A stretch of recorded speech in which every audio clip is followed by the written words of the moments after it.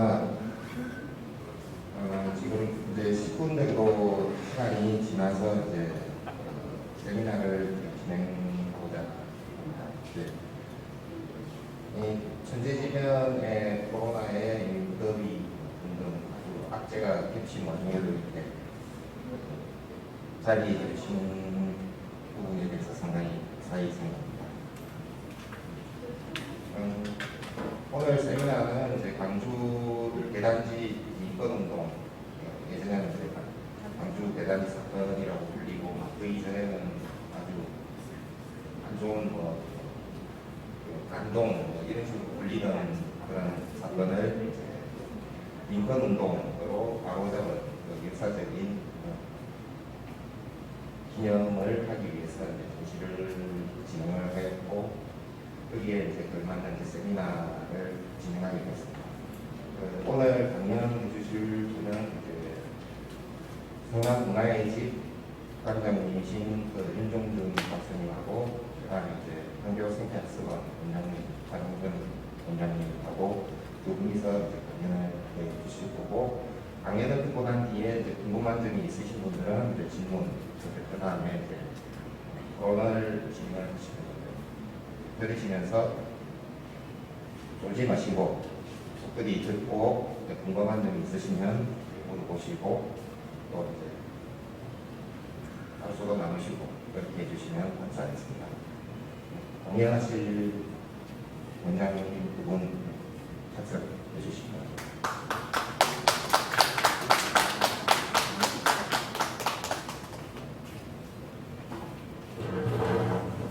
일단 먼저 윤종준 박사님 주제가 광주 대단지 문화유적을 통한 성남의 정체성 찾기라는 제목으로 강연을 해주시겠습니다. 시간이 제한 주어지는 것 같지는 않고 너무 길어지고 할 것 같기도 하고요. 최대한 좀 정리해서 말씀을 드리고 질문을 받도록 하겠습니다. 우리 광주 대단지 사건이 이제 터진 지 이제 51주년이 됐고 초창기에는 광주 대단지 사태, 난동, 폭동 이런 식으로 부정적인 표현이 사용이 되었고 작년에 이제 80 성남 광주 대단지 민권운동이라고 공식적인 명칭이 정해졌습니다. 이제 이 성남의 정체성을 회복해 나가는 과정에서 이런 명칭도 이제 새롭게 정립이 되고 됐는데, 우리 성남시가 이제 50년 가까이 되는 동안에 참 많은 전국적으로 많은 비평의 대상이 되기도 했고 비하의 대상이 되기도 하고 그랬었습니다. 이제 성남의 위상이 높아진 것은 불과 한 10년에서 15년 정도밖에 안 됐고, 이 성남이 부정적인 평가를 받게 된 데에는 그때 당시에 폭동 난동이라고 부르는 그런 이유도 있었고, 또 하나는 이면에 지금 우리가 깊이 들여다보지 못한 부분이 뭐냐면은 이 지역의 역사적인 유적이 눈에 보이는 게 없다는 거죠. 근데 처음부터 없었던 것은 아니다. 수없이 많이 있었는데 이게 광주 대단지를 만들면서 철저하게 파괴가 됐습니다. 그때는 보존이라고 하는 문화재 정책도 없었고요. 관심도 없었고, 그냥 더구나 여기는 정말로 꼼꼼하게 계획해서 만든 도시가 아니다 보니까 이 이주해서 오는 사람들에게는 그냥 집 지을 땅만 필요할 뿐이고, 그리고 먹고 살 수 있는 시설만 들어오면, 경제 시설만 들어오면 그만이고, 왜냐면 당장에 그게 해결되지 않고는 아무것도 기대할 수가 없었기 때문이기도 하죠. 이제 국가적으로 또 아예 거기에 대해서 무관심했었어요. 그래서 성남 지역의 문화 유적들이 어떤 것이 있었는지를 좀 살펴보면서 성남은 정말 정체성이 없는 곳인가에 대한 여기에 대한 이제 반론을 할 수 있는 그런 이제 근거를 알아보고자 합니다. 저는 이제 성남에 지금 현재 이게 발전된 그 문화와 물질 문화와 정신 문화 이런 것들을 탄천 문명이라고 이름 지어봅니다. 한강이 기적이란 말이 있듯이 이 성남의 이 문화 발전 이거를 탄천을 중심으로 해서 탄천 문명이라고 이름을 지어봤고요. 뭐 세계 문명 발상지들이 전부 다 강을 기준으로 얘기를 하죠. 메소포타미아라든지 티그리스라든지 이런 식으로 황하 문명이라든지. 그래서 성남에 지금 이 현재 이것을 저는 이제 탄천 문명이라고 이름을 지어봤습니다. 탄천 주변에는 뭐 동막천, 서군천, 운중천, 금포천 뭐 이런 여러 개의 하천들이 있고 이 광주 대단지 지역이었던 수정과 중원구 일대에는 하대원, 상대원에서 하대원으로 내려오는 대원천, 그 다음에 은행동에서 여기 모란까지 내려오는 단대천, 그리고 구시청 앞 흐르는 독정천, 세 개 하천이 큰 그 지구였던 곳이고요. 이 지역이 옛날부터도 원래는 사람이 살기 좋은 곳이었고 여러 가지 문화가 발전되어 왔었습니다. 그래서 그 탄천 주변에는 10만 년 전 구석기 유적도 확인이 됐고요. 판유 신도시 개발하면서 그리고 분당 지역을 개발할 때 고인돌 116개가 확인이 되고 그 중에 10개 정도를 중앙공원에다 이전해서 복원해 놓고 있고요. 그리고 조선시대 때는 그 궁궐에다가 납품하던 말을 납품하던 탄천 목장도 있었고요. 그게 아마 지금 현재 비행장으로 된 지역이었던 걸로 추정이 됩니다. 그리고 이제 그 오리뜰이라든지 판교 쪽에 아주 비옥한 농경지대가 형성이 되어 있었고요. 조선시대 때 그 임진왜란 전까지는 한강 남쪽에서 이 분당까지 그리고 하남시까지가 정기적인 춘추로 행하던 군사훈련장이었어요.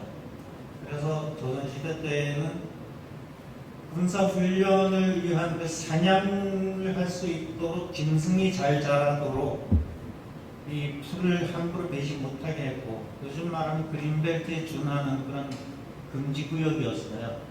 사냥도 금지되어 있었고요.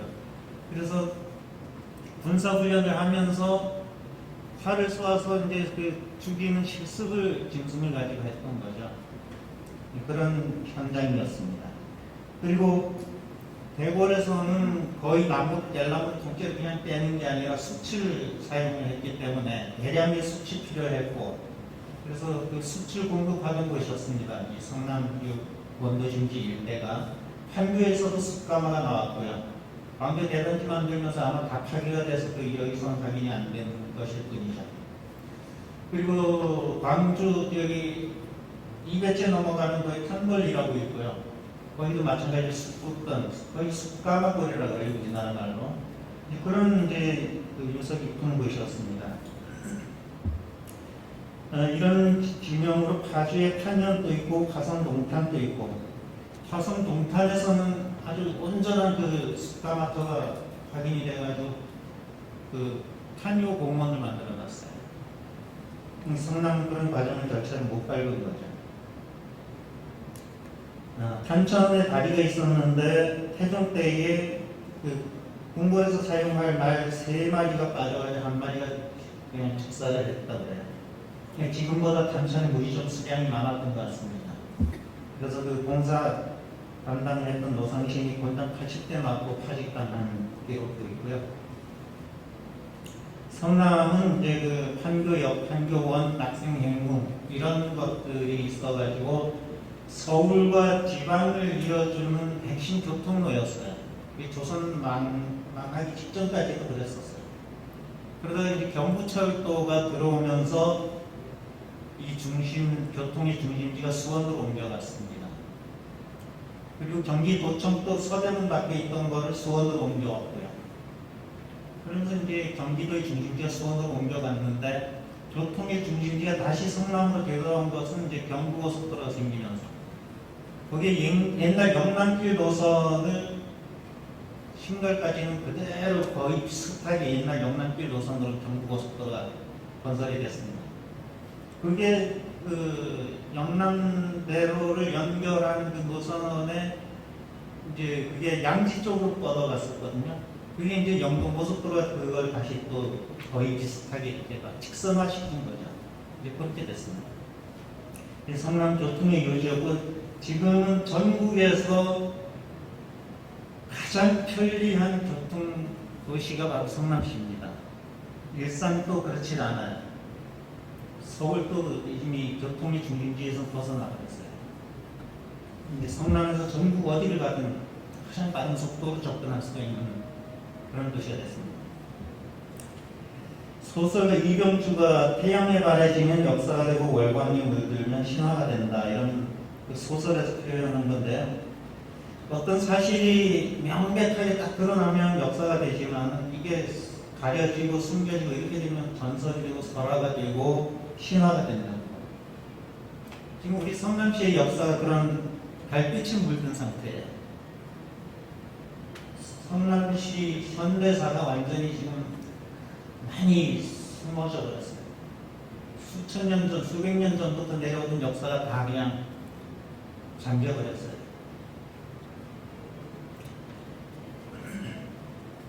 그리고 독립운동할 때도 이 성남이 중심지였고 전국에서 서울을 제외한 지방에서는 가장 많은 숫자가 만세운동을 했습니다. 성남지 3,300명이었습니다. 그때 당시 성남시 인구가 5,000명이 안 됐습니다. 그랬던 곳이에요. 그러다가 1968년에 광주대단지 사업이라고 하는 것이 설계가 되는데 6.25 후에 북한에서 월남한 사람들이 사대문 바깥쪽으로 정상적으로 집을 짓고 살던 사람도 있었지만은 한자촌에서 그냥 살고 있었던 사람들이 많았어요. 그게 13만 6천 채 정도가 됐습니다. 청계천 쪽이 주로 많았고 용산역이라든지 저쪽에 이문동 그쪽 부근의 그 철도변으로 많은 사람들이 있었어요. 그래서 1968년에 서울의 김현욱 시장이 이제 이 사람들을 분산시킬 계획을 세우고 1만 가구는 서울에다 아파트, 소형 아파트를 짓고 분산시키고 1만 가구는 자체적으로 좀 개량을 시켜서 제대로 살게 하고 그 중에 한 10만 명 정도는 광주 대단지로 옮긴다는 계획이었어요. 그 서울에 아파트를 지어서 시범 케이스로 만든 아파트 중에 와우 아파트라고 있었어요. 홍익대학교 뒷산이 와우산이에요. 거기다가 아파트를 지었어요. 그때 사람들이 산비탈이라 지금은 뭐 별로 표가 안 나지만 그때는 완전히 산이었어요. 왜 거기다 하필이면 아파트를 짓냐 이러니까 아 청와대에서 제일 잘 보이는 위치잖아. 아침마다 대통령이 일어나서 아파트를 보면 너무 기분 좋아할 거야. 그게 12월 말에 준공검사가 떨어져서 입주를 했는데 그 다음에 4월 8일날 붕괴가 돼버렸어요. 3개월 만에 붕괴가 돼버렸어요. 그래가지고 30명이 넘는 사람이 죽었고 거의 40명 가까이 다쳤어요.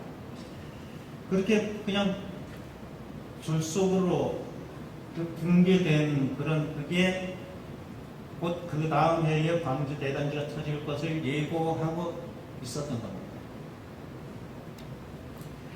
그래서 광주 대단지는 68년도에 계획을 세우고 69년 5월부터 입주가 시작이 됐어요. 그 광주 대단지 만든다고 그러니까 철도청에서 갑자기 손들고 나와가지고 우리도 땅을 좀 달라. 그래가지고 중앙동 일대를 먼저 이쪽을 철도청을 줬어요. 그래서 철도청에서 먼저 입주 시작했어요. 그랬는데 뭐 그 해에 1971년 봄에 대통령 선거 있었고 국회의원 선거가 있었어요. 대통령 선거와 국회의원 선거에서 장밋빛 공약이 남발됐어요. 그러니까 막 서울에서 절거된 사람들뿐만이 아니라 지방에서 이제 막 또 뭔 희망이 있는 줄 알고 올라왔어요. 그런데 와 보니까 집도 없고 아무것도 없는 거예요. 뭐 상수도 하수도 이런 거 없는 애교에 불과하고 집이 없는 거예요. 천막도 처음에는 큰 천막에다 여러 가구 집단 이주를 시켰었어요. 그 천변에다 대원천, 북정천 이쪽에다가. 그러다가 나중에 한 가구당 한 천막을 하나씩 나눠준 거예요. 저런 이제 천막 나눠준 거예요. 실제로 겨울에 얼어 죽은 사람이 신문에 보도도 됐고요. 일가족이 그냥 얼어 죽은 그런 경우도 보도가 됐고, 나중에 좀 더 여건이 좋아진 다음에도 연탄가스 중독으로 죽는 사람도 많았고, 그냥 살아남는 사람도 있었고, 그렇습니다. 그 광주 대단지 사건이 비가 오는데도 6시간 동안 전개가 됐고, 그때 여주 경찰도 버스 한 대로 출동을 했었어요. 그때 당시 경향신문 기자한테 그 증언인데, 여주에서 여기까지 취재를 담당했던 구역이었대요. 그래서 갑자기 경사에서 광주 대단지 가봐라 이래서 차가 없어가지고 경찰서 가니 경찰들이 막 출동하려고 준비하고 있더래요. 그래가지고 타고 와가지고 취재됐다. 그런 이제 아주 아픈 사연, 경찰차 부수고 신문사 취재 차량도 막 부수고 이제 그런 그리고 이제 서울 출장소와 경기도 출장소 이 내부가 다 불타고 이제 그렇게 됩니다. 그때 당시에 수원 인구가 17만 명 정도였는데 거의 여기 14만, 15만이 육박해가는데 이 민원 해결한 공무원 숫자는 수원시만큼 배정이 안 돼 있었고, 서울 출장소와 경기도 출장소에 나와 있는 사람이 단지 개발에만 업무 책임이 있었지 민원 책임은 하나도 없었다는 거예요. 심지어 경찰조차도 광주경찰서 여기 광주 대단지 그 지서조차도 치안 담당할 인력이 안 됐었다는 거예요. 그렇게 아주 열악한 환경에 있다가 결국은 분할해준 토지를 20평씩 분할해주는 그 딱지 값이 정부에서 100원에 딱 사가지고 2,000원에 분양을 해주고 그 2,000원 또 2년 거쳐 3년 분할 상환으로 하기로 했는데 이게 부동산 투기붐이 결합되면서 땅값이 그냥 8,000원에서 16,000원까지 뛰어버립니다. 그렇게 뛰니까 정부에서는 이 땅값을 거치 기간 없이 그냥 일시불로 갚아라. 그럼 경기도에서는 취득세 같은 것도 내라. 막 이렇게 이제 되고 전당포가 아주 성업을 이루고 그랬었어요. 그게 이제 시 폭발의 원인이 됐던 거고요. 이제 그렇게 됐고요. 이제 문화재 쪽을 좀 알아보도록 하겠습니다. 성남에서 사라진 문화유산을 보면요, 여러 가지 성씨들이 지금 현재 성남에 약 50개의 성씨가 살고 있는데, 직성촌에 대한 거는 그냥 자료를 참조하시고요. 일제 강점기부터 시작해가지고 문화유산이 많이 이전이 됐는데, 현종 때의 두 공주였던 명선과 명혜공주가 그때 당시 유행했던 전연두로 3개월 사이에 둘 다 죽어요. 동생이 먼저 죽고 언니가 3개월 뒤에 죽어요. 그 언니는 약혼까지 해가지고 이제 결혼식 날짜는 이제 잡기 직전이었는데 그 현종 임금은 공주를 처녀 귀신으로 저승에 보내기 싫으니까 그래서 사위 될 사람한테 상복을 입어라 이제 그랬었어요. 냉만택이라는 사람한테. 그런데 대신들이 생각하니까 이 공주랑 결혼도 하룻밤 자보지도 못하고 상복을 입게 되면은 죽을 때까지 결혼도 못하고 그 총각으로 이 사람은 늙어 죽어야 되는 거예요. 그래서 대신들이 반대를 해가지고 그냥 다행히 상복을 안 입는 걸로 그냥 이렇게 정리가 됐지만은 영선공주, 명예공주를 공국사에다가 이제 제사를 지내게 했어요. 이 죽은 다음에 이제 그 후손들과 그 묘를 관리하는 사람들이 이제 이 제사를 핑계를 가지고 정부에서 예산을 엄청나게 받아요. 하고 이제 그래서 나중에 뭐 소속된 토지를 뭐 폐지하기도 하고 이제 이런 일이 벌어집니다. 그 일제시대 때 그 공주 묘가 성남에 있던 거를 고양시에 있는 서산구역으로 옮겨갔고요. 공국사에서 그 공주 명복기원 천도제를 개최한 적도 있습니다.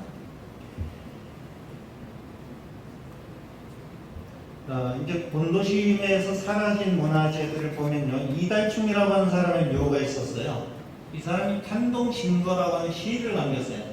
숫골에다가 새로 집을 짓고 살면서 그 유유자적한 삶을 노래하는 시가 있었어요. 그 시 제목에 주가 달렸는데 탄동은 광주 남문밭 신리에 있다 이렇게 표시가 되어 있어요. 남한산성 남문에서 신리를 내려면 바로 여기 숫골이에요.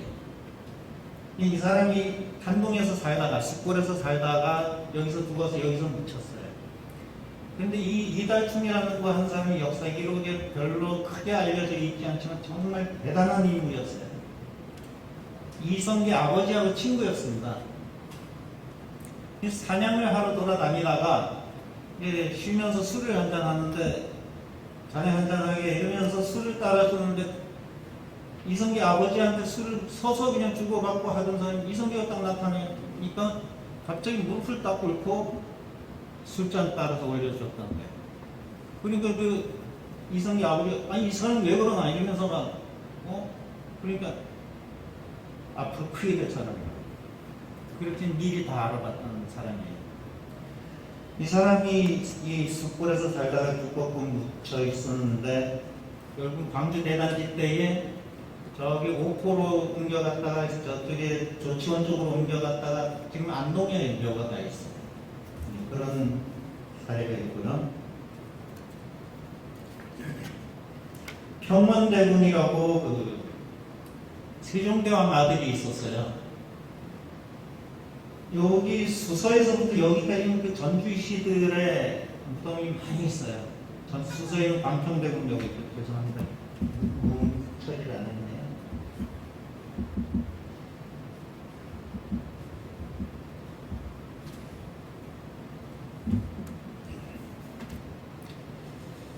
수서에 있는 광평대군은 관성쟁이가 보고 이 사람 굶어 죽을 사람이다. 세종대왕이 내가 왕이고 내가 그러면서 그 잠실 앞에 이 땅을 다 그 광평대군한테 줬어요. 근데 이 사람이 진짜 굶어 죽었어요. 생선 가시가 목에 걸려가지고 굶어 죽었어요. 진짜 굶어 죽었어요. 19살인가 죽었어요. 그리고 이제 그 형제간이었던 평원대군이 여기 태평동 쪽에 묘가 있었습니다. 세종대왕과 소헌왕후 심씨 사이에 7번째 아들로 태어났고 경전에도 밝았고 말타기, 발쏘기도 다 잘하고 이랬었는데 그 목에 가시가 걸려준 광평대군이 죽은 지 한 달밖에 안 되었을 때에 죽었어요. 그래가지고 이 수진궁이라고 하는 장가를 못 가고 죽은 왕자나 공주를 제사 지내는 또 대를 이을 사람이 없는 왕자들, 공주들 그런 사람들이 제사 지내는 그 담당 부서를 수진궁이라고 불렀어요. 이제 서울에도 있었지만 여기 성남에도 있어서 이게 수진리가 그래서 생긴 겁니다. 그 성남의 원형을 알려주는 진영 중에 하나가 수진궁이에요.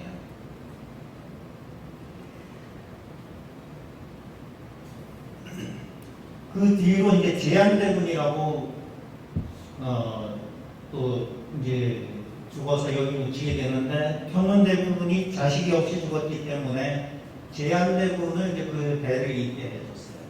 제한대군은 원래 왕위계승 1순위였습니다. 그런데 그 대비가 그 윤씨가 대비 세조 그 부인 윤씨가 성종을 그 다음 아들인 그 성종을 이제 왕으로 삼은 겁니다. 원래 세조의 맏아들이 일찍 죽어버렸어요. 그 아들이 이제 제한대군인데 원래 왕위 계승을 해야 되는데 밀린 겁니다. 그래서 이제 뭐 여성 편력도 심하게 뭐 이런 기록들이 많이 있는데 아마 살아남기 위해서 그런 액션을 취한 게 아닌가 싶습니다. 제한대군이. 제한대군 묘도 이제 성남에 있었어요. 그 오른쪽에 있는 이 사진은 여기 이제 평원대군 묘가 그 포천으로 이장을 해갔습니다. 광주 대단지 만들 때. 이제 그 다음 장이 제한대군 묘는 제한대군도 이제 뭐 이혼 경력도 있고 막 그래요. 그런 경력이 있는데 그 비석이 아주 신도리가 큰 게 이것도 이렇게 포천으로 옮겨갔습니다. 여기 이제 그 광주 대단지 시절에 막 주민들이 잡아뜨리고 막 이래가지고 막 몇천 평 되니까 묘가 왕자들의 묘니까 몇천 평 되는데 여기다 집을 빨리 안 짓고 왜 이렇게 방치하냐 이러면서 막 훼손시키고 막 이랬었어요. 조선일보의 기사가 나가고 이랬었습니다. 그리고 영창대군 묘가 있었어요. 영창대군 이름 잘 아실 겁니다. 사극에서도 많이 인정을 했고 광해군이 왕이 되고 나서 강화도 귀양을 갔다가 쪄죽임을 당해요. 강화부사 정항이 알아서 기었는지 뭐 지시를 받고 했는지 모르겠지만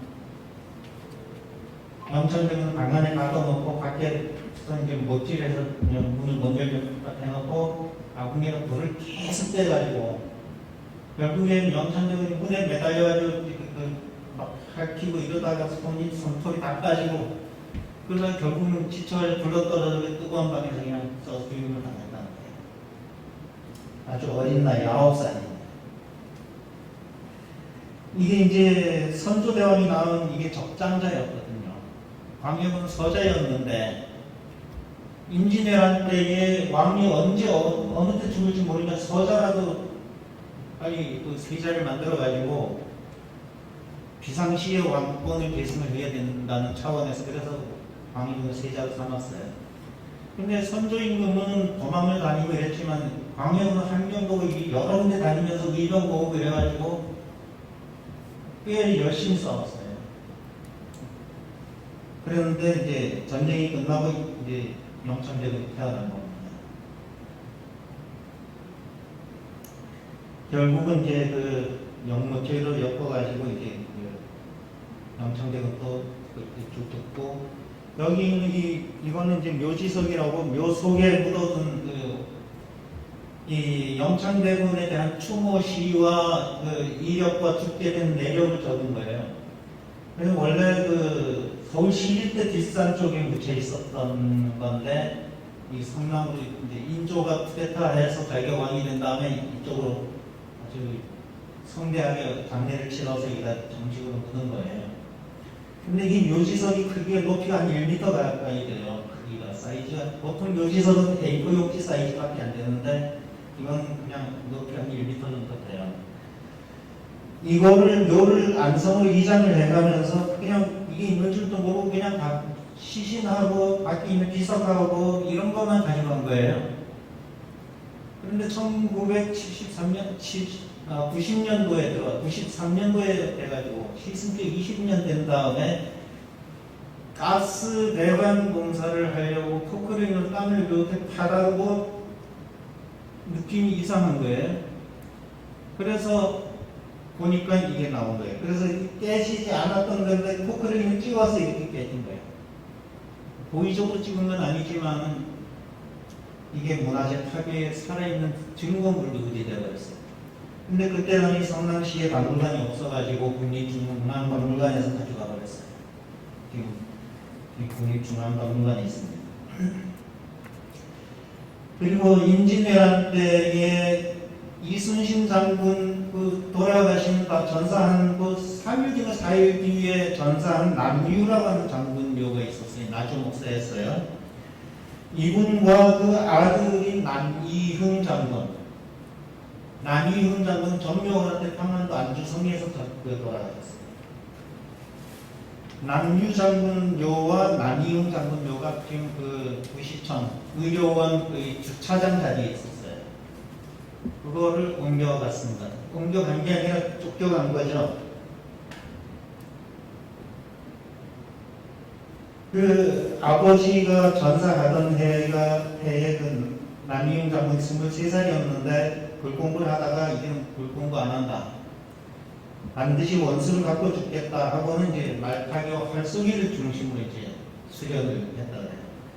이괄이 난이 일어났을 때 인조가 왕이 되고 그 다음에 이괄이 쿠데타를 일으키는데 그때에도 이괄 쪽에서도 여러 그 장수들이 있지만 그 진압하는 그 쪽의 그 장수들 중에 남이흥, 유효월, 박진영 이 세 사람만 쓸만하고 나머지는 모두 형편없는 것들이다 라고 이렇게 얘기했어요. 그리고 그 반란군 중에는 임진왜란 때에 항복한 왜군들이 아주 대규모로 이렇게 편성돼 있었어요. 그 왜군 출신 병사들은 아주 전투력이 강하고요. 그랬는데 남이흥 장군이 그 함경도에 가서 근무했던 시절에 덕을 베풀어가지고 남영감만큼은 건드리지 말자 왜군들이 그랬다는 거예요. 그랬을 정도 덕망이 깊었던 사람이에요.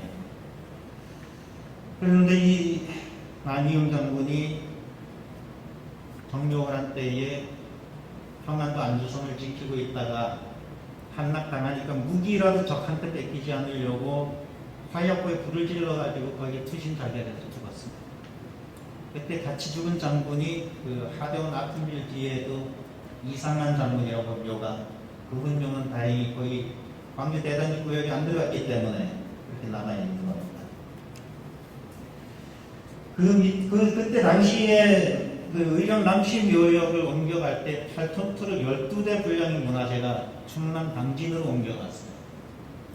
어마어마한 분량입니다. 최근에 시립박물관 만들면서 돌려주면 안 되냐 이랬더니 쫓아낼 때는 언제고 지금 와서 달라고 그러냐 이런다는 거예요. 그 충남 당진 사람들이 그래요. 지네가 관리를 잘하지도 못하면서 그래요. 하지만 이 장군묘는 옮겨간 다음에 충남 도지정 문화재도 됐고 옮겨간 묘가 문화재 지정되는 사례는 거의 없어요. 근데 이 사람은 됐어요. 그리고 민속 자료가 500점이 넘는 게 실려갔는데 그 중에 41점인가 그게 국가 중요 민속 자료로 지정이 됐어요. 그 정도로 아주 중요한 그런 인물이었는데 옮겨갔습니다. 권력포도 있었고요. 이제 이 표에다가 이제 그 옮겨간 사람들 목록을 쭉 소개를 했고요. 그 다음에 정대면이라고 하는 사람도 있었어요. 이 신흥주공 지금 그 삼성역 포레스트 그 부근에 이분이 살다가 거기서 돌아가셨는데 양주 목사를 지낼 때에 그 송독비도 거기 지금 현재 양주 관악도에 남아 있고요. 이 사람이 그 서해안에서 또 이렇게 근무를 한 적이 있어요. 연평도 부근에서 그때에 이제 그 중국에서 이게 대규모로 이렇게 또 사람들이 몰려온 적이 있었는데 그 사람들이 말하자면은 우리한테 와서 살려고 오는 사람들이 귀화할 사람들인가 아니면 정말 표류한 사람들인가 근데 그걸 판단을 해가지고 보니까 그냥 걔네들이 그냥 그 무단으로 고기 잡으러 왔던 거예요. 그랬다가 처리를 했는데 그래서 그냥 물품 같은 직원 안 하고 그냥 이렇게 돌려보내주기도 하고 그랬습니다. 이분 묘도 지금 여주에 가서 경기도 문화재가 됐어요. 그리고 김약시라고 하는 진구대학교 자리에 묘가 있었던 고려만의 중심 김약시 사람들이 와가지고 어떤 사람이 말을 걸어도 말도 안 하고 먹을 거 줘도 안 받아 먹고 그러면서 이제 숨어 살던 사람, 요가 신부대 자리에 있었어요. 신부대학교 들어오면서 경기도 광주로 가가지고 경기도 광주 문화재가 됐습니다. 그 아들도 그렇고요. 그 아들도 대단한 사람이었는데 김채라고 경상도 성주 사람들이 얼마나 포악하고 난폭한지 그냥 거기 공무원들이 관리들이 동네 사람들한테 쥐훈질해가지고 꼼짝을 못하는 거예요. 그 세종대왕이 공모를 했어요. 누가 거기 가서 제압을 할 것이냐. 그래가지고 김양씨 아들이 김채가 응모를 했어요. 그러니까 아직 되게 어린 나이인데 18살에 내가 가겠습니다. 제가 가겠습니다. 그러니까 야 거기를 들어가 그러니까 애기야 아직 18살에 네가 가서 어떻게 하려고 그러냐. 그러니까 전하께서 나에게 생살 여탈권만 주시면 됩니다. 그래가지고 내려가가지고 시범 케이스 두세 명 딱 그냥 처단해버리니까 다 그냥 깨갱해버리는 거예요. 그래가지고 그 다음부터는 도자기로 이 목에 그 갓끈을 도자기로 만들어가지고 묵직하게 만들어가지고 전부 다 그걸로 매라. 그리고 이게 무거우니까 고개를 못 드는 거예요. 그래가지고 제압을 했는데 이 사람도 28살에 죽어요. 이게 아까운 인물인데 그렇게 가버렸습니다. 그리고 하대원 쪽에 그 건단초등학교 그 자리가 옛날에 그 대야원이라고 하는 옛날에 지방으로 서울에서 지방으로 갈 때에 말을 갈아타는 걸 여기라고 그러고 숙박하는 곳을 원이라고 그랬어요. 판교에는 판교역과 판교원이 있었고 낙승역이 있었어요. 이쪽에는 대야원이라고 있었습니다. 200째 넘어가는 길목이 보이는 거예요. 대야원이 있어서 세종대왕도 여기 2번이 나와서 머물렀다 간 적이 있어요. 근데 이것도 다 이 광주대단지 때 거기 옛날 석축이 아주 높은 석축이 있었다 그래요. 그 학교 짓기 전에. 그런데 지금은 그게 흔적이 없어져 버렸어요. 그런 대야원터도 없어졌고요. 건단초등학교, 건단초등학교 자리고요. 이 습관화터가 수많은 습관화터는 한 개도 보존이 안 되고요. 김종식이라고 하는 사람이 마천 쪽에서, 그 송파 마천 쪽에서 이쪽을 바라보면서 지은 시가 있는데, 수출 굽느라 골짜기엔 연기가 나네, 이런 게 있어요. 나무를 깎아서 대고인 자깃발이 있고, 수서 그 유현동에서부터 율동공원까지를 전부 다 통틀어서 율리라고 불렀어요. 우리가 먹는 굵은밤이 아니고 꿀밤을 얘기하는 거예요. 꿀밤이었고 수출 굽는 데는 소나무 가지고는 안 되죠. 참나무 숲이 최고죠. 그래서 여기 숲가마가 많았던 겁니다. 그런 숲가마 유적도 하나도 없고요. 그리고 그 뒤에는 이제 광주대단지하고 직접적인 큰 상관없지만 판교역이 있고 판교원이 있었는데 조선시대 때 임진왜란 끝나고 나서 일본의 사신 행차가 왔다 갔다 했는데 그걸 조선통신사라고 그랬어요. 조선통신사가 일본의 한류 문화를 전달하는 최고의 인기였어요. 일본에 가면 붓글씨 써달라고 하는 거, 현판 써달라고 하는 거, 시를 지어달라고 하는 거 말이죠. 줄을 섰었어요. 그리고 일본의 통신사들이 남긴 글씨가 많이 남아있습니다. 근데 한 번 가면 얼마 정도를 많이 갔냐면 때에 따라서 그 회차마다 좀 다르지만 많이 갈 때는 한 3,000명 이상이 갔었어요. 사신 행차단이. 이제 그 간부급이나 이런 사람들은 한 400~500명 되고요. 거기에 짐꾼들이 1인당 서너 명씩 달아붙거든요. 맨 마지막으로 간 게 1811년이었는데 그때에 간 게 350명이 갔어요. 판교를 이용을 했고요. 그 사람들이 사용하는데, 여행하는데 필요한 모든 물자, 벼루, 먹 이런 것뿐만이 아니라 쌀, 메뉴 기록까지 있어요. 몇 월 며칠 저녁에는 매운탕, 그 다음날 아침에는 죽, 술 몇 병, 그리고 정사, 대표인 정사가 자는 방에는 병풍이 몇 개, 요강이 몇 개, 요강도 그렇게 딱 개수를 딱 적어놨어요. 이 문서 기록에 요강까지 기록이 돼 있어요. 메뉴도 기록이 돼 있고, 먹는 음식도 기록이 돼 있고 그렇습니다. 이 기록이 아직 번역이 안 되고 있어요. 그렇게 분량이 많은 것도 아닌데, 글쎄 이건 누가 자원봉사로 하기에는 좀 벅찬 분량이고 예산이 좀 필요한 부분입니다. 그 낙생역도 아주 유명한 역이었는데, 마지막 장 쪽에 거의 끝에 이제 낙생역에서 잠시 쉬면 남쪽으로 유배되면서 그 시가 있는데, 이종학이라고 하는 사람이 있었는데 목은 이색의 아들이에요. 정도전 한때 이제 윗배 보여가지고 귀향을 가다가 낙생역에서 시를 지은 겁니다. 누가 나를 낙생역으로 이끌었나? 나는 지금 망명할 뿐인데. 높은 산은 해를 가릴 것 같고 해묵은 나무는 하늘 닿을 듯한데, 여관 마당에는 창문이 쌓여있고 마을 빈타에 앞짓는 연기가 자욱하네. 어느 때는 성군의 왕화에 근심 젖어 다시는 태평성대를 보게 되려나. 이 마지막 구절에 사면 복권이 돼서 다시 돌아가서 임금한테 돌아가서 태평성대를 보고 싶은 마음을 읊었는데, 낙생역에서 자고 출발해서 가다가 정도전이 보낸 잘객한테 죽어요. 이 소원을 못 이루고 죽어요. 옛날에 역과 원에는 벽에다가 그 자고 가면서 글을 시를 많이 벽에다 써서 이러고 가고 이랬어요. 그러면 또 다른 사람이 가다가 그 시를 보고 감동이 있으면 댓글을 달아요.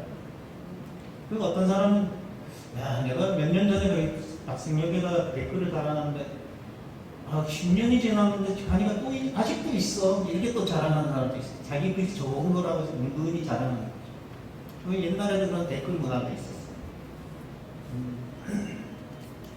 그런 것들이 우리 성남시에 있었는데, 이런 걸 이제 쭉 가능하다면 복원을 하면 좋지만, 복원이 안 된다면 안내문이라도 좀 설치를 해서 지나가던 사람이 안내문 옛날 같으면 뭐 비서도 세우고 이랬지만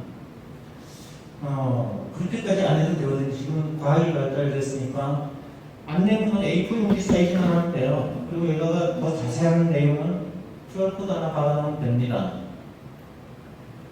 버스 정류장마다 그렇게 해도 되고요. 모란시장 주변에도 그렇게 해가지고 맛집 탐색할 수 있게 이렇게 하면 될 것 같습니다. 이 모란도 그냥 모란이 된 게 아니고, 우리나라의 새마을운동이 70년도에 경북 청도에서 시작이 됐는데, 박정희 대통령이 기차 타고 지나가다 동네 사람들이 도로 보수하는 걸 보고 기차를 후진시켜가지고 내려가지고 가서 보고, 이 국가에서 예산을 안 줬는데 또 이렇게 하는구나, 이래가지고 새마을운동 시작했다는 거예요. 그런데 성남에서는 1961년에 이미 그런 게 있었어요. 공설운동장 주변 동생고등학교 앞에 그 일대가 다 자갈을 쳤어요. 그 노는 땅을 모란 대척단이라고 하는 이 청년단체 50명이, 물론 그 모란 대척단이 70년대 와서는 부동산 투기에 거의 같이 이제 휘말려 들어가면서 이제 사기 집단으로 내버렸지만은 처음엔 순수하게 시작이 됐어요. 광주 대단지 만들기 전까지는. 스스로 뚝방을 쌓고 동생고등학교 앞에 그 개울물이 넘치지 않게 제방을 쌓고 이런 사업을 먼저 시작을 했고, 그리고 이제 그때 당시 신문에 커피를 제대로 한가마니를 땄다 이런 보도가 나갔는데, 커피가 그때 이 추운 우리 한국에서 살 수가 없는 작물이잖아요. 알고 보니까 뭐냐면 그게 결명자였어요. 결명자인데 사람들이 그 기자가 잘못 알고 커피인 줄 잘못 알고, 그래서 내년부터는 커피 이제 국내산 먹을 수 있다 이제 이렇게 기사가 나왔었는데, 사실은 그게 결명자였던 거예요. 그래서 그 비슷한 시기에 하남에 가나안 농건학교가 생기면서 거기서도 결명자를 재배를 해가지고 건국차, 건설차 이렇게 불렀어요. 처음엔 하여튼 성남에서 그런 새마을운동의 원조라고 할 수 있는 모란 대척단 활동이 있었고, 그 김창숙 대령의 어머니 고향이 평양 지명은 모란동이라서 모란이라는 지명이 생겼고, 근데 행정 명칭에는 전혀 모란이라는 지명이 없어요. 이제 모란역이 있을 뿐이죠. 모란시장하고. 그런데 그 주변 일대 뭐 약국이고 뭐 전부 다 모란자 안 들어간 집 거의 없어요. 그래서 그런 지명 같은 것도 좀 우리가 생각을 좀 해볼 필요가 있다고 생각됩니다. 이상으로 발표 마치겠습니다.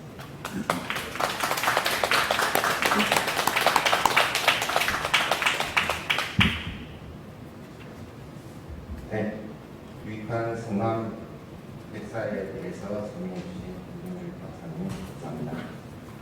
그래서 바로 한원근 원장님 강연을 듣습니다. 네, 저는 이제 이 얘기를 좀 해볼 것 같아요. 오늘 사실은 여기에 작가분들이 좀 주로 오시고, 그리고 이제 이런 이제 미학 쪽에 관심이 계신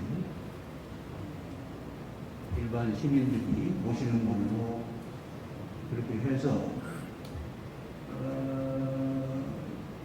광주 대단지에서 벌어졌던 사건을 어떻게 볼 것인가. 그래서 이제 또 예술가들은 이 사건을 어떻게 보는 게 맞을까? 이런 고민을 한 거죠. 그러니까 이게 올해가 51주년입니다. 올해가. 그러니까 아까 둘이 같이 기념식 같이 갔다 왔는데 51주년 되는데 이 광주 성남 광주대단지 민권운동에 대해서 다른 사람, 내 가까운 친구한테 얘기할 수 있을 만큼 알고 계신다 그러면 손을 한번 들어봐 주실래요? 괜찮습니다. 자랑하는 거 아닙니까? 없으세요? 윤 박사님이 유물하고 대단히 사건하고 정황하고 뭐 이렇게 섞어서 얘기를 해줘서 그래서 제가 만약에 그 사건에 대해서 전혀 이렇게 잘 저기가 없으시면 제가 한 10분 동안 그 사건에 대한 얘기를 하고 그 사건을 어떻게 볼 건가를 한 10분 얘기하면 20분 얘기 딴 얘기 못 하잖아. 아무튼 그걸 하지 않고는 제가 이 사건을 어떻게 보지 이 얘기를 한다는 거는 뭔가 앞뒤가 안 맞을 것 같아서요. 사건 얘기 잠깐 하고 넘어가도록 하겠습니다. 제가 3시부터 시작을 했거든요. 윤 박사님이 절반 정도만 쓰도록 하겠습니다. 60년대에 어느 나라나 이 산업화가 되면은 농촌이 분해되면서 사람들이 다 산업화된 도시로 이렇게 몰려들기 시작해요. 근데 우리나라는 좀 더 심했어요. 그래서 인구 인구가 서울로 몰려드는 그 속도가 아주 급격하게, 그러니까 10년도 안 되는 동안에 서울시 인구가 3배 가까이 늘 정도로 이렇게 늘어났어요. 당연히 서울의 도시 시설이 많이 모자랐어요. 그럼 이걸 해결하려면 어떻게 해야 되느냐? 군사정부가 거기에 대한 고민을 많이 했어요. 아까 이제 또 김현옥 와우 아파트, 고모 아파트 뭐 얘기 나왔지만, 그래서 아이디어가 3가지 정도 나와요. 그래서 이제 현지 개량을 하자. 돈을 줄 테니까. 그러니까 개량 조금만 개량할 집도 우리도 보조금 줘, 우리도 개량하게. 그러니까 형평성의 문제도 있고 돈도 없었어요. 그때 당시 서울시가 진짜 돈이 이제 없었을 때, 그래서 두 번째 안이 이제 시민 아파트를 줘서 하는 거예요. 그런데 와우 아파트가 무너졌어요. 그래서 시장이 사퇴했어요. 김현옥 씨가. 그 부산시장 하던 걸 끌어왔어요. 일 잘한다. 그래서 이 시장이 오자마자 그 대책을 그 광고한 거예요. 그런데 사람이 서로 네 명이 죽고 뭐 이렇게 되니까 물러났죠. 그래서 양택식이라는 분이 이제 서울시장을 다시 하면서 세 번째 대안이 신도시예요. 당시 신도시라는 개념이 없습니다. 울산이 신도시인데 우리나라 최초의 신도시입니다. 그런데 거긴 공업도시예요. 이렇게 사람들이 사는 도시가 아닙니다. 그러니까 그 신도시에 대한 컨셉, 지금은 신도시에 대한 개념들이 다 발전해서 좀 1기 신도시 대표가 어디죠? 분당입니다. 2기 신도시 대표가 어디죠? 황교하고 위례입니다. 지금은 3기 신도시이거든요. 그러니까 3기 신도시에서는 분당 같은 규모의 신도시 한다는 건 상상을 못합니다. 아무튼 그런 신도시라는 컨셉이 생기기도 전에 신도시 만들자 한 거예요. 그래서 여기 그 경기도 광주군 중부면 일대에다가 그러면 신도시 건설해서 사람들 그리로 보내자 이렇게 됐어요. 그런데 왜 광주군 중부면까지 보내냐? 가까이도 보내봤어요. 신림동, 난구 이런데 저쪽 그 북쪽인 뭐 상계동. 그런데 보내면 바로 먹고 살고 일을 할 게 없으니까 다시 다 들어와. 봉천동에서 지금은 사당동 넘어가는 고갯길이 있지만 그때는 그게 없었어요. 그랬는데 삼도동까지 넘어와서 거기서 다시 무허가 건물을 짓는 거예요. 그래서 좀 멀리 못 오게 서울로 다시 돌아오지 못하게 그러려면 버스로 한 1시간 반 정도 되면 못 오겠지. 거리가 중요했어요. 돌아오지 않아. 두 번째는 75% 땅이 국공유지예요. 민간 소유가 20몇 프로밖에 안 돼요. 25%가 안 됐어요. 토지 수용할 필요가 별로 없어요. 그래서 여기를 정한 거예요. 근데 굉장히 쌌어요. 지금 뭐 공급사 아까도 얘기 나왔지만 거기는 귀양 가는 데입니다. 금강동 그 원래 잠적하는 그 산소 오지예요. 그런 데니까 땅값이 쌀 거 아니에요. 그러니까 뭐 서울시가 돈이 이 신도시 이 행정을 하면서 제일 고민의 핵심은 돈입니다. 그래서 여기에다가 이제 일단 국공유지는 수용하면 되고 20몇 % 땅은 사면 되는데 그거 사러 다니면 땅값 툭 뛰잖아요. 밤중에 몰래 다니면서 야 너 이거 한 50원 하는 거 100원에 쳐줄게.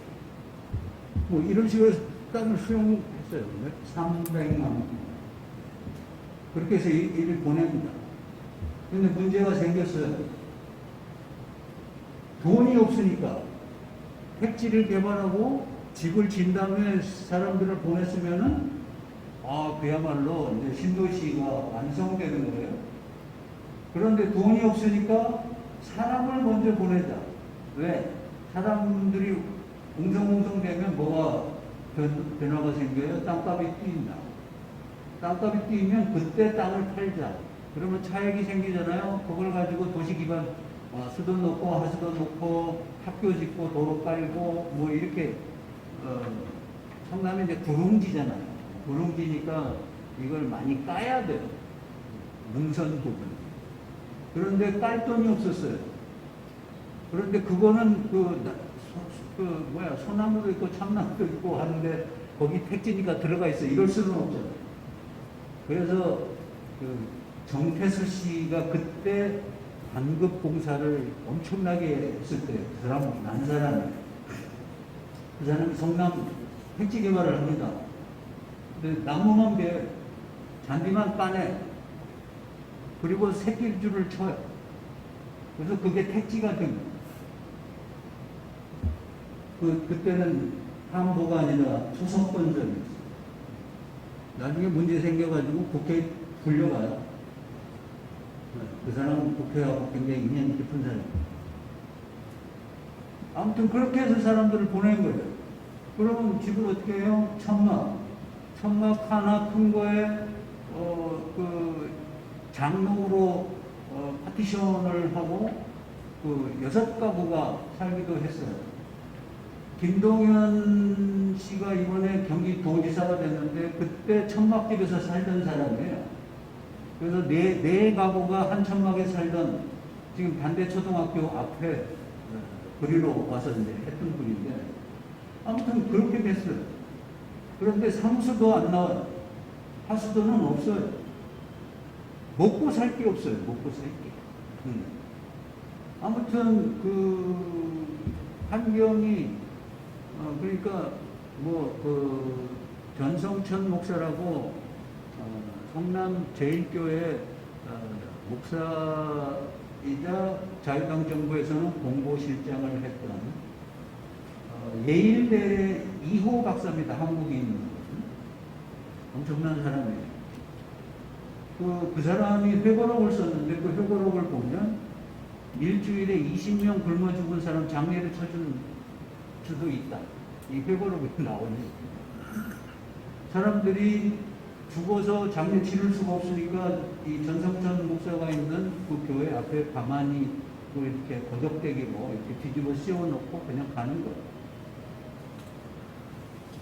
아무튼 제가 지금 이 얘기를 하는 이유는 삶의 생존의 조건이 그렇게 정말 극한까지 갔다.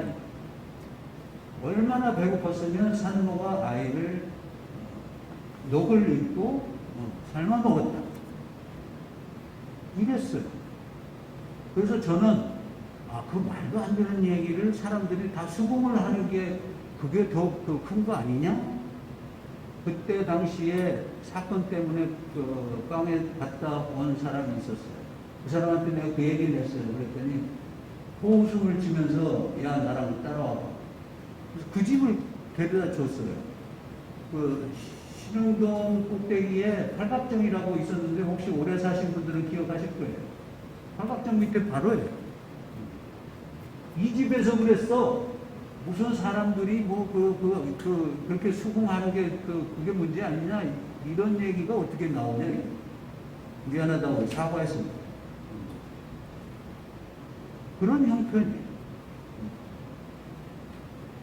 그런 형편인데 이 사람들이 붙어 살아요. 집 질 때까지. 왜? 평생 집을 가져보는 게 꿈인 사람이에요. 신상웅이라는 소설가가 있는데 그 소설에 이런 얘기가 나와요. 대단지 사람들의 본적은 똑같다. 본적이 뭐예요? 대단지 사람들의 본적은 전라도도 아니고 경상도도 아니고 강원도도 아니고 이놈입니다. 집 없는 이놈 다 똑같아요. 본적이. 그 사람들의 대단지 사람들의 욕망이 딱 하나예요. 집이에요. 집을 한 채 가져보는 거예요. 그래서 이 딱지를 줬는데 딱지를 못 견딘 사람들은 팔고 나갔어요. 팔고 나간 사람들은 안양천으로 다시 나가요. 서울로 어떻게 해보자면. 그 다음에 그 사람들이 간 게 지금 시흥 소래 그 근처에 있는 집단 거주지고 거기에 김진홍 목사 국회의원했던 누굽니까? 최종. 그렇게 그 유민처럼 이렇게 흘러가는 거예요. 남은 사람들은 그래도 집 한 채 그래도 이거 딱지 이거 가지고 어떻게든 견디면 집을 한 채 갖는다. 그래서 당시 르포나 소설에 보면은 집에 대한 판타지가 뭐든나 나와요. 그래서 집 한 채 가져보겠다고. 그랬는데 이 사람들이 땅 장사를 했어요. 서울시 중앙. 그래서 땅값을 어마어마하게 올렸어요. 아까 100원에 산. 그러니까 그때 구호가 그때 5만 명이 나와요. 12만 명 인구 중에 8월 10일 날 태평동 지금 수정구 보건소 앞에 성남초등학교 뒤 전체 공터였는데 거기 5만 명이 모여요. 그게 오늘입니다. 그날도 비가 왔어요. 거기 5만 명이 모여서 그 얘기 한번 들어보자는 거예요. 시장, 양택시 시장. 시장이 나중에 몰려서 약속을 해요. 11시까지 가서 내가 얘기 듣고 뭔가 해결책을 마련하겠다 이렇게 약속을 합니다. 근데 안 왔어. 그래서 뭐 기다려보자 뭐 이렇게 30분이 기다려도 안 왔어. 그러니까 순간 거기에서 속았다. 이 사람들이 우리를 사람 취급 안 한다. 가만히 있으면 안 된다. 해서 바로 출장소 가서 불태웁니다. 어느 폭동이나 난동이나 이 집 없는 사람들이 제일 먼저 하는 게 집문서 태우는 거예요. 행정기관입니다. 그건 뭐, 유럽에도 마찬가지입니다. 그러니까 이스라엘 같은 경우 갈릴리 지방에서 그런 난동이 많이 일어났는데, 일어나면 가서 호정문서, 집문서 이렇게 먼저 없애는 거예요. 아무튼 그래서 불태워요. 관용차를 불태웁니다. 그래서 관용차를 불태워가지고 독정천 지금은 복개돼서 모르지만, 한 15m 되는 하천이에요. 거기에다가 버스를 타고 결국은 어디로 가야 되나? 청와대밖에 없어요.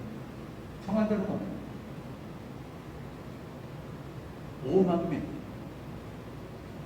그런데 그때 기동 타격대들이 데모 진압 훈련 한 번도 안 해본 기동 타격대들이 질렸어요. 이 사람들의 눈철이 도망갔어요. 경찰이 대단지 경찰이 29명인가 8명인가 그랬어요. 근데 경찰서로 쳐들어갔어요. 그래서 거기서도 불 지르고 짓기 하고 하니까 이 사람들이 도망 나갔는데 정복을 입고 다니다가 걸리면 맞아 죽겠다. 그 얼른 사복으로 가라. 사건이 끝나고 제일 먼저 한 게 경찰 인력 늘린 거예요. 그런데 데모 진압 그 경찰 기동 타격대 광주 경찰서 기동 타격대 450명, 서울 경찰서에서 600명 이렇게 해서 오는데 데모 진압하러 오지를 못해요.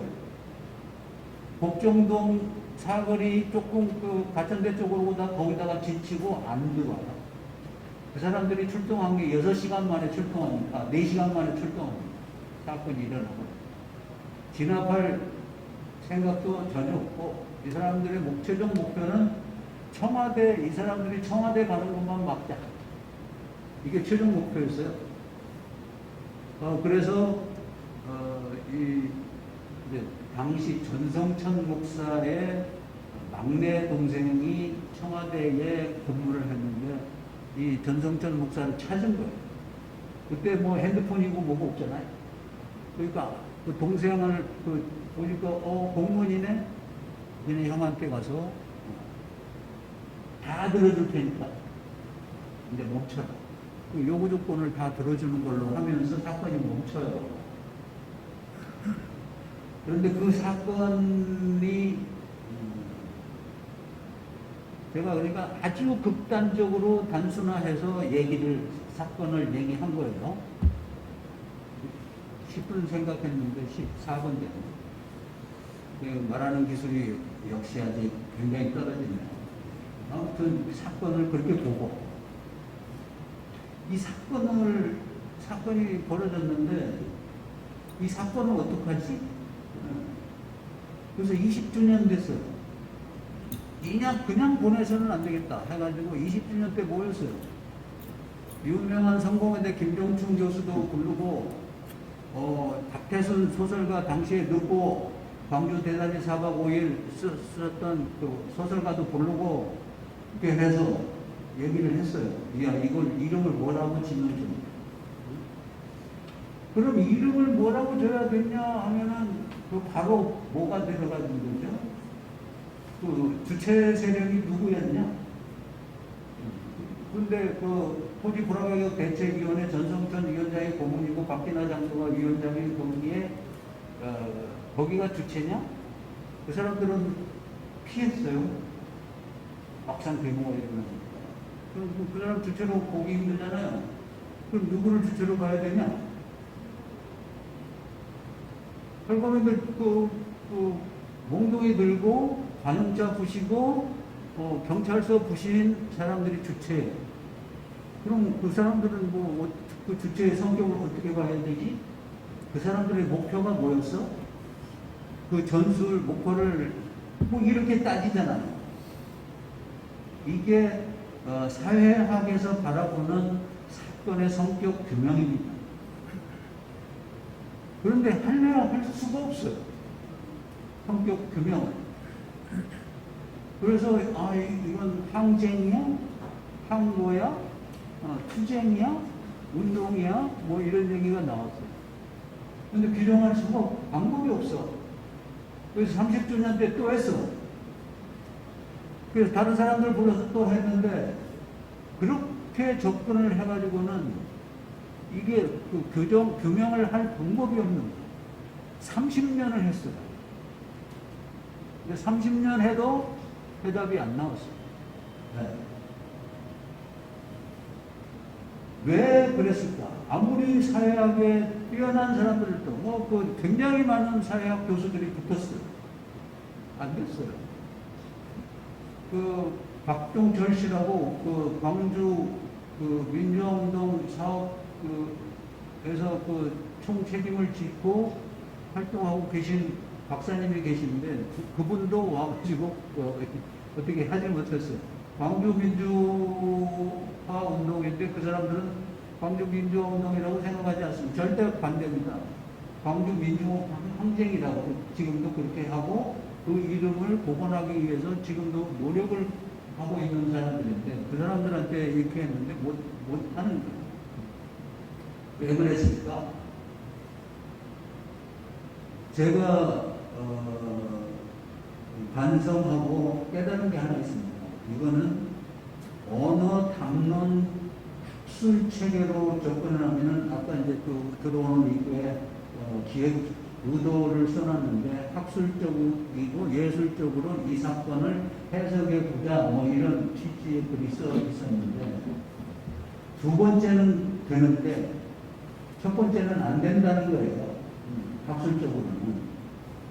왜냐하면 학술적으로 분석 도구를 갖다 들이대는 순간 다 평이화돼서 거기에 개입할 수 있는 게 하나도 없어. 전술도 없어. 목표도 없어. 주체도 없어. 그러면 이걸 어떻게 하냐. 그래서 깨달은 겁니다. 이거는 어느 담론 체계로 이 분석에 시도하는 순간 다 실패하게 돼 있다. 언어는 나름의 자기 질서 체계가 있기 때문에 거기에 담겨지지 않는 거는 어떻게 못해. 그런데 누가 할 수 있다? 예술이 할 수 있다는 거예요. 예술은 언어 담론에서 벗어나 있는 매체이기 때문입니다.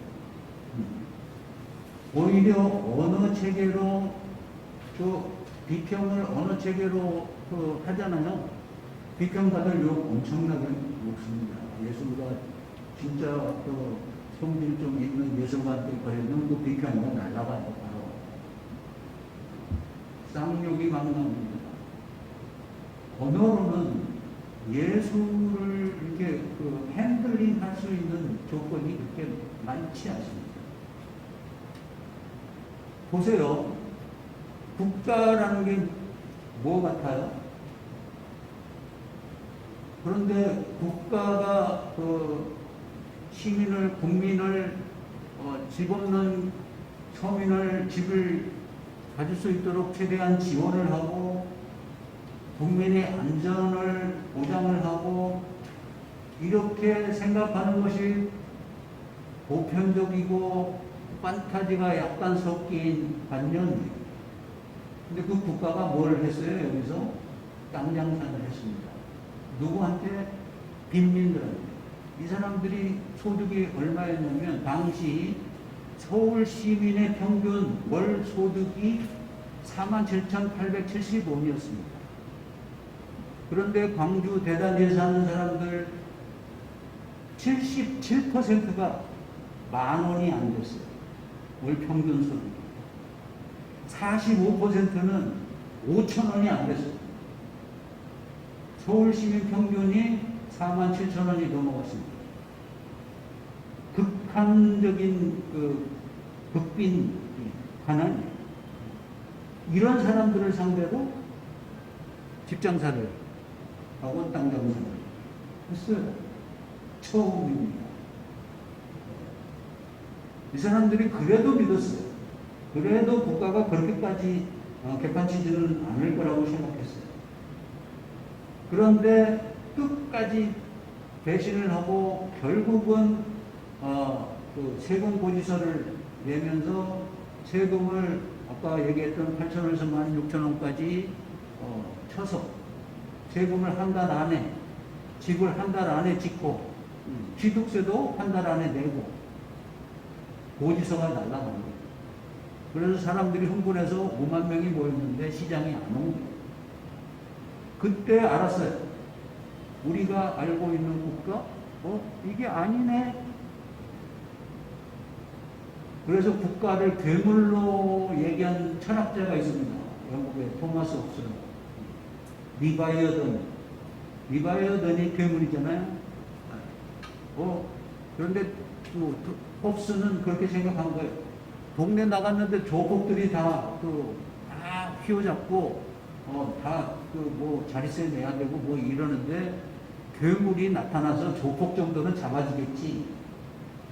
그런데 조폭보다 못하더라 하고 판단하는데 얼마 시간이 안 걸려요. 홉스가. 이 사람들한테, 광주 대단지 사람들한테 국가가 그 선량한 시민의 보호자에서 괴물로 전락하는데 그 몇 가지 사건 있고 나서 그 전락 바뀌어요. 대상 국가가.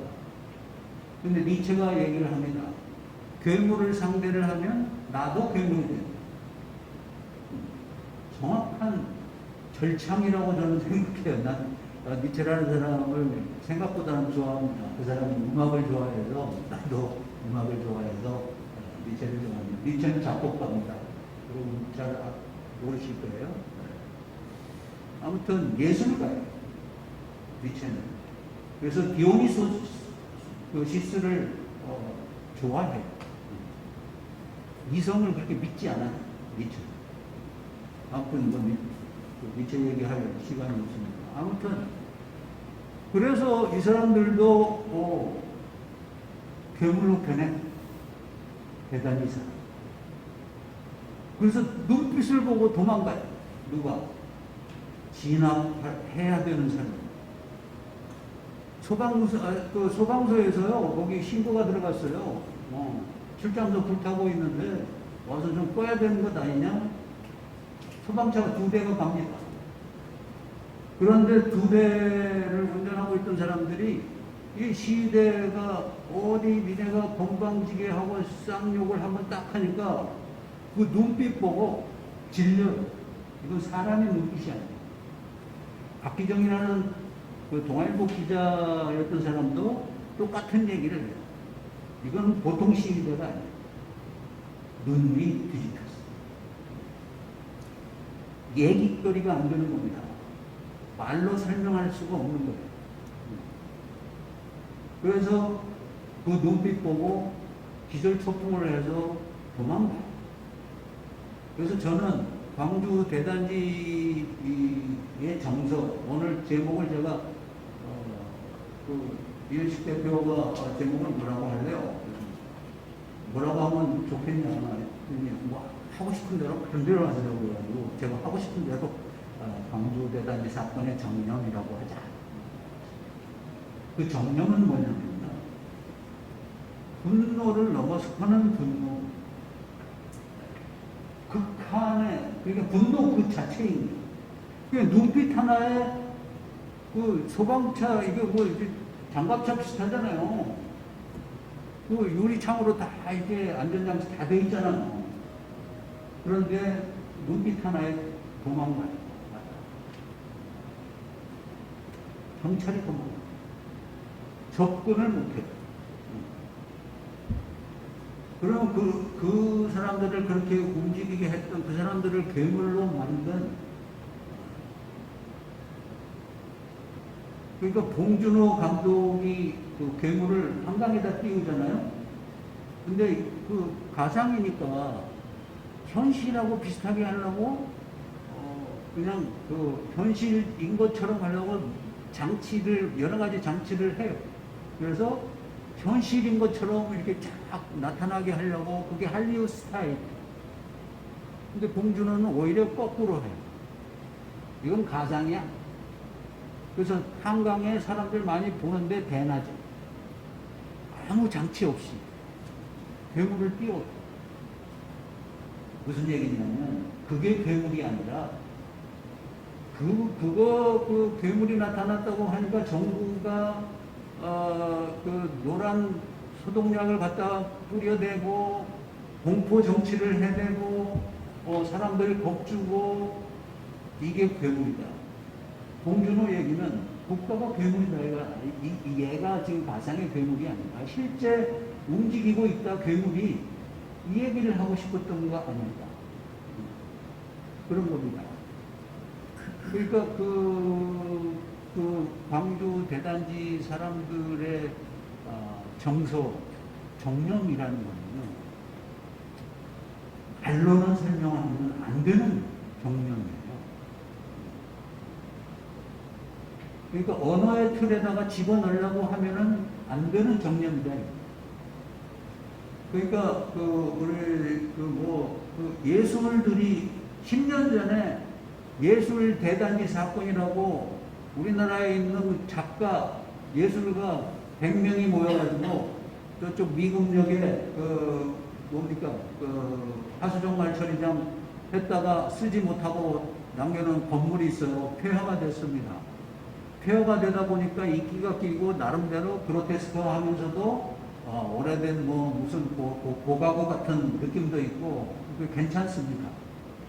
성남문화재단이 거기에 대해서 이용, 활용 계획 이런 거 만드는 거 굉장히 필요한 일이라는 거죠. 다 아셨나 보다. 기시네. 네, 거기에서 예술이 대단히 사건을 일으킵니다. 그래서 해보니까 무슨 얘기로 설명을, 어떤 학자가 와서도 설명할 수 없었던 이걸 말을 해내요. 예술이 하니까. 근데 50주년이 작년 50주년 되니까 이 예술들이 막 그 얘기를 해내기 시작했어요.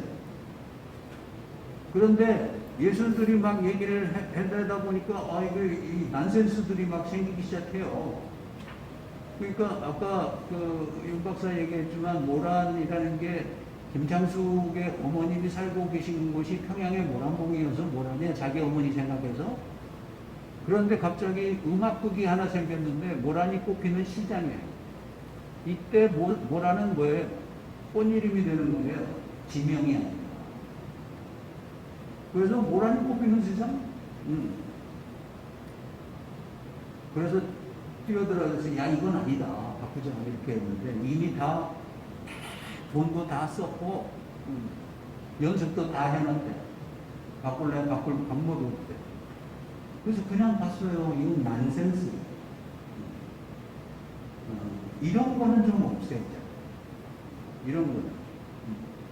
그러니까 맥락만 알면 된다. 의미는 나는 예술가들이 다 그대로 하면 된다. 이렇게 생각했어요. 이돈수원이라는 작가가 있습니다. 이 사람이 표현하는 이제 분리된 도시의 삶, 광주 대단지 사건에서 이렇게 제목이 되어 있어요. 어디에서 분리됐을까요? 도시라는 일반 이미지에서 분리된 거예요.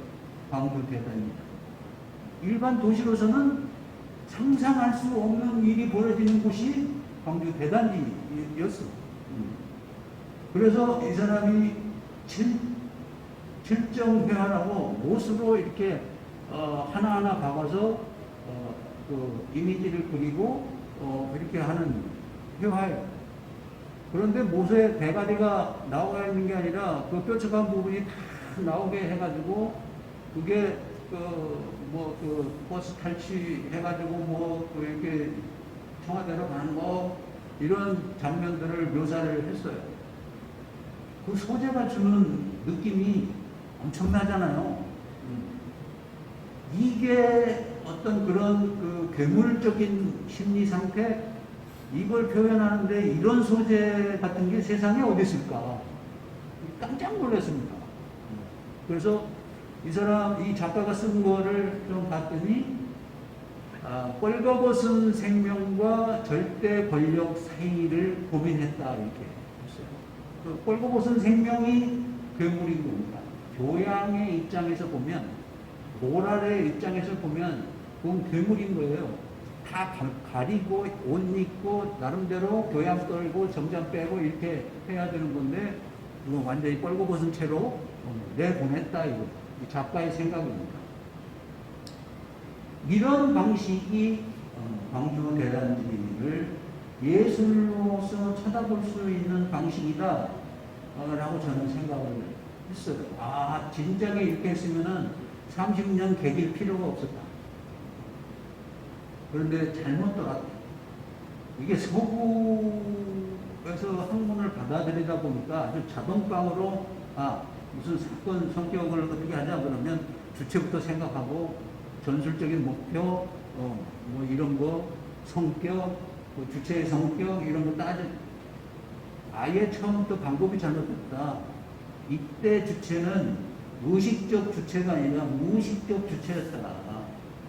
자기가 뭘 했는지 생각을 못 하겠다. 그게 이제 그 아홉편의 구두로 나온 주인공의 얘기입니다. 그 사건이 끝나고 자기 그 경찰서로 끌려갔는데 사진을 보여주는데, 나네? 권기용. 보니까 몽둥이로 패고 있고, 버스 위에 올라가 있고, 천장에 올라가 있고, 난리를 치고 있었는데, 사진을 보여주니까 그때서, 내가 이랬었나? 아무 기억이 나는 없는데, 무식이 행동한 것도 아니잖아. 순전히 무의식이. 행동하게 만든 거야. 그런 거를 어떤 무슨 서구의 사건을 분석하는 틀거리를 가지고 하려고 하니까 30년을 개겨도 안 되는 거예요. 다행히 이런 예술가들이 이런 사건을 이렇게 볼 수도 있지 않나? 그래서 미디어 아트로, 사파로, 이런 다양한 전시로, 공연으로, 연극으로. 작년에 보니까 홍무제라는 연극이 처음으로 그 아기를 삶아 먹었다는 광녀를 등장시켜요. 무서워서 못 등장시키는 거예요. 이거 했다가는 미친놈, 연출가 미친놈이라는 소리 당장 들을 수 있는데, 그 사건의 본질을 보기 시작한 거예요. 예술가들은 바로 봐요. 그런데 담론을 한 학자들은 그거 보지 못한다. 왜냐하면 이런 예술의 시각으로 사건을 보는 것들이 많아지면 광주 대단지에 대한 진짜 정확한 이름도 나올 수 있고, 사건에 대한 역사적 해석이 가능해질 수 있겠네. 이런 생각을 가면서 예술가들이 이런 사건을 해석하는데 저는 적극적으로 지원하고 동의하고 있습니다. 제가 딱 30분 했습니다.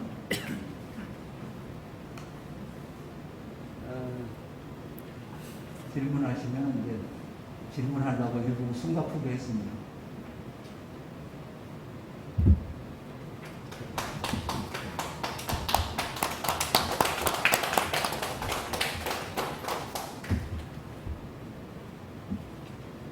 박원근 원장님의 광주 대단지 사건에 대한 강연을 들으셨고, 여기에서 이제 다른 부분에 대해서 질문을 좀 아까 얘기하시면서 남들한테 광주대단지 사건 인권운동에 대해서 얘기해 줄 수 있는 사람이 있느냐 그러는데, 사실 어렵거든요. 알고 70년 정도에 일어난 것 같은데 하여튼 철거당해서 이렇게 몇 마디만 할 수 있었는데 이렇게 처음부터 아주 그냥 그 생생하게 얘기를 전해주셔서 감사하고요. 그 정신까지. 근데 이것을 우리가 대중적인 어떤 매체, 책이라든지 영화라든지 기타 그런 거를 접할 수 있는 기회가 모르겠어요. 저는 그렇게 많지가 않았거든요. 오늘 뭐 이거가 그런 기회 있으면 있겠는데 그 예전에 대학교 윤홍길 씨의 그 아웃플레이 그대로 나온 삶의 그거 하나밖에는 제가 접한 게 없어서 그렇게 좀 대중적으로 접할 수 있는 대중적에서 요즘 대중적이라고 말하는 건 좀 쉽고 재밌고 이렇게 그런 거가 있나요? 지금 우리 이 민권운동에 대해서? 일단 대중화 하기가 좀 쉬운 소리는 아니에요. 이게 대중화하려면 일단 재미적인 요소가 있어야 돼요. 그러니까 첫 번째 소설이 나온 게 그 박태수군하고 신상훈이라는 소설가가 르포따주를 쓰고 나서 1년 뒤에 소설이 나오는데 르포를 보완하는 수준이에요. 르포니까 르포 형식에서는 얘기할 수 없는 것을 가상의 인물이라든지 이런 걸 집어넣어서 보완을 하는 수준인데 원인이 뭘까? 일단 테마 자체가 조금 어둡다. 두 번째 재미 요소가 없다. 이런 거라고 생각해요. 그래서 윤홍길의 소설을 저는 대체적으로 환영은 하지만 두세 가지는 치명적인 약점을 가지고 있습니다. 그래서 다른 소설가가 한번 그 소설을 쓰면 어떨까 이런 생각을 갖고 있고 영화는 가능할 것 같아요. 또 뮤지컬도 가능할 것 같습니다. 근데 지금 황무지가 음악극 형태로 시작을 했는데 이제 뮤지컬로 바꾼다고 하는데 올해는 음악이 달라졌어요. 올해가 이제 5회째인데 음악이 달라졌고 안무가 달라졌어요. 그래서 오늘 이곳이 관회하는데 올해는 한번 보세요. 처음에 17년에 봤을 때는 저는 상당히 울적했습니다. 솔직하게. 그래서 성대 앞에 아주 허름한 극장에서 공연을 했는데 몇 사람 가서 뒷풀이 하면서 얘기를 했는데 저는 항의를 받고 가서 보러 간 거예요. 왜 성남의 소재로 하는 성남의 극단이 하는 연극을 아트센터에서 하지 않고 그 성대까지 가서 하냐? 그래서 그럼 아트센터에서 할 만한 극장이 연극인지 한번 보러 가자 해서 보러 갔어요. 근데 도저히 아트센터에는 올릴 수 없다. 그래서 누가 투자를 해서 좀 업그레이드를 시키자. 명성황후 수출하는데 20년 걸린 거예요. 20년을 계속 업그레이드를 계속 한 거예요. 이것도 10년만 해봐라. 그러면 이제 서로 끌어다가 성남에서 뿐만 아니라 그래서 도시들 순회 공연하는 것도 가능하십니다. 그러면 조금 대중적으로 가지 않을까? 뮤지컬 요새 이제 뮤지컬 장사가 한국만큼 잘 되는 데가 별로 없습니다.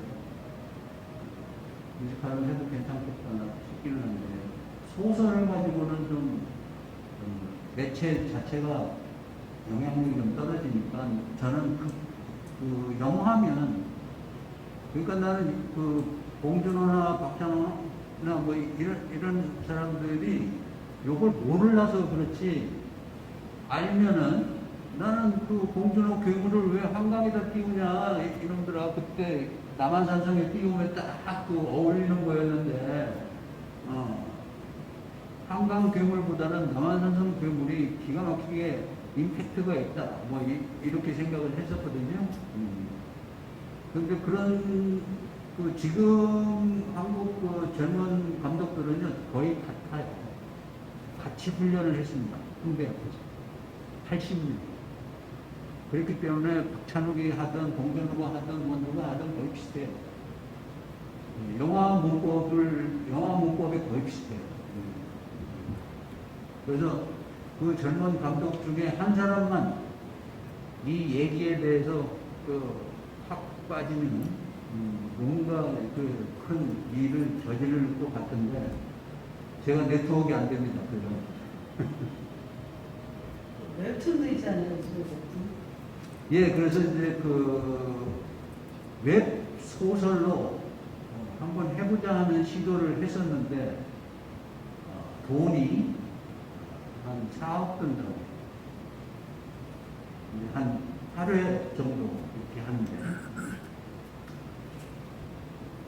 그런데 4억을 어디서 이렇게 조달할 방법이 없어가지고 경기도를 타겟으로 작업을 했으나 결국은 경기도보다는 성남시가 협력을 적극적으로 해주지 않는 바람에 경기도에서는 해주고 싶어서 과장이 성남시까지 직접 왔어요. 근데 결국 안 됐어요. 엿장도 참 좋죠. 그 성남이 지금 그 외부로 여러 가지 작업을 하고 있잖아요. 3.1운동 그 독립운동가들 다 외부로 했고 만들고.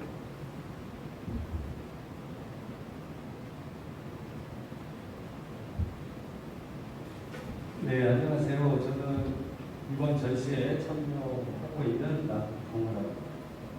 오늘 저도 성남에서 꽤 오래 살았는데 원장님하고 원장님을 통해서 성남의 정체성을 다시 한번 생각해보는 좋은 계기가 돼서 감사드리고요. 그리고 우리가 지금까지 정리 못한 그런 정리가 제대로 되지 못한 부분들을 우리 예술가들의 다양한 방향과 우리가 생각으로 정리될 수 있다라는 생각들을 또 하게 됐고요. 또 우리 성남의 70년대 대단지 사건의 역사들이 결국은 우리 도시화되고 근대화되는 우리 한국의 한 면이다라는 생각에 또 한번 공감을 하면서 앞으로 이 대단지 사건들이 또는 이 사안들이 이 성남 지역이 지역사회에서 새로운 발전을 하는 그런 계기가 됐으면 좋겠고요.